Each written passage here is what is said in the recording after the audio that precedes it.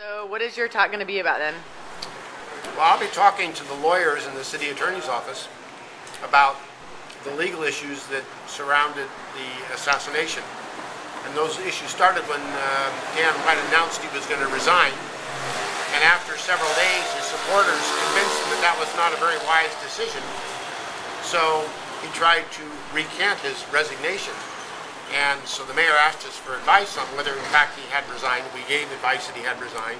The mayor had also apparently committed to reappoint him, so the mayor asked about that.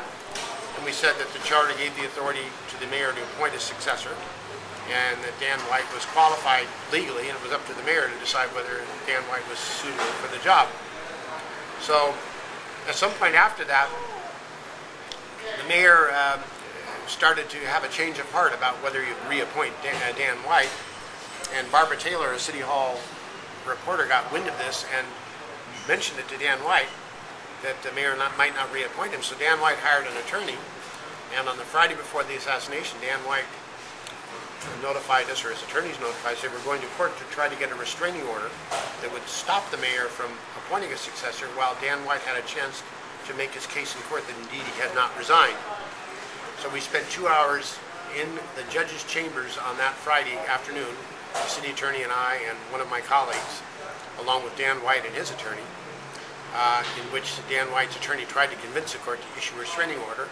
The court denied the relief, and we went down to talk to the mayor. And during all that time, before we went down to talk to the mayor, Dan White sat there very stiff and stern, very tightly wound, didn't say a word. We went down and saw the mayor. I told the mayor that the relief had been denied, and as we were leaving, I said to the mayor, you know, Mr. Mayor, if you're thinking of making an appointment, the sooner you do it, the better, because then the only relief would be quo warranto. And he laughed and said, boy, I haven't heard that since I was in law school. And quo warranto is an obscure writ that's used to challenge title to office. You're such a nerd. How do you spell it? Quowarranto, 2 words. It's okay. Latin for what authority, and it's used, goes back to the English common law. It was used to test somebody's title to office or his authority to exercise some powers. And it still exists in California. So the following Monday, we got a call that Dan White was renewing his request for an injunction. We were preparing to go back to court, and then we got word of the assassination. And my first impulse was to call my wife to make sure she was all right, because we knew he had killed the mayor, and then he had gone and killed Milk and then disappeared.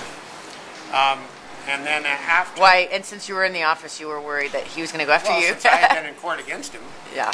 So that was a very solemn day around City Hall, and it just so happened that the entrance to City Hall on the Grove Street side was right below the deck of my office on the 2nd floor, and I was able to look down and see them carrying the coroner carrying the corpses out on these carts.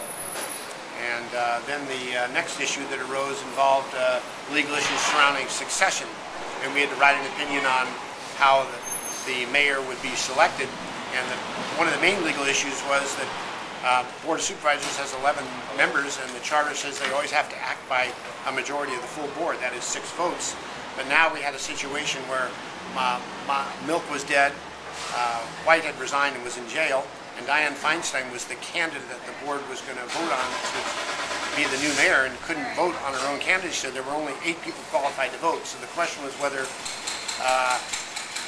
it would be only 5 out of 8 or 6 out of 8. And we had to write an opinion on that. We concluded that the law didn't change. It still was a majority of the full board, 6 votes. So they had to get 6 votes to elect Feinstein as the successor.